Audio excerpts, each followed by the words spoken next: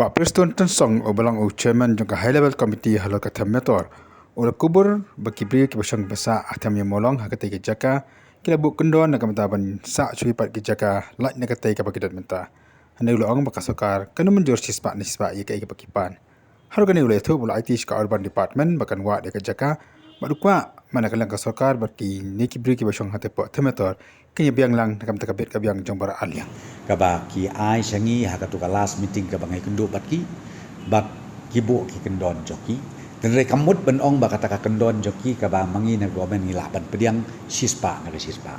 de ka bangi akut kolong lap sai hi ka tu sngi ka bangi song meeting ru ba kini ki kendon ge ba pibu kalong ka ba nglalong ka ba namar ba pi ka poi ka jingya kren ka jingya ka meeting ge jongi bat ki ru kalong hadin ba wat na kaliang ka high court ka advice beladala ban ya sort out lani ban settle outside jong kani ka court tena kadau ka pelong ba mangiru ikot na kaliang sarkar ban ya kred ban ya sutu jumut batki kenang ba ngila ban penkerja ya kita ka basuk bakir kinmi ka basuk ka basai ka jing sisa kalong ba ka jaka ngidot.com hab ban le ka jaka ba ban bu ya ki ha ka wipat ka jaka dan ri ka taru kumo phi hoj ki demand kan ni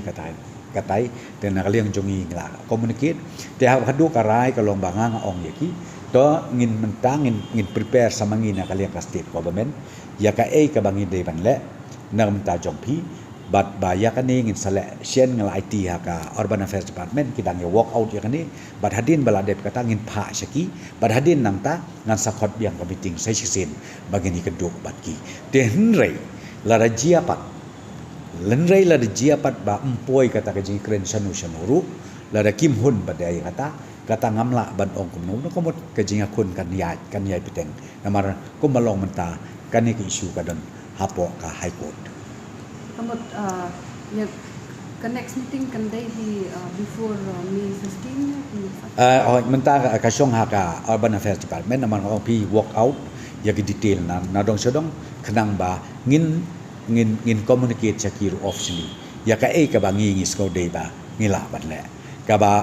ka ban ya biang lang ka ba makiru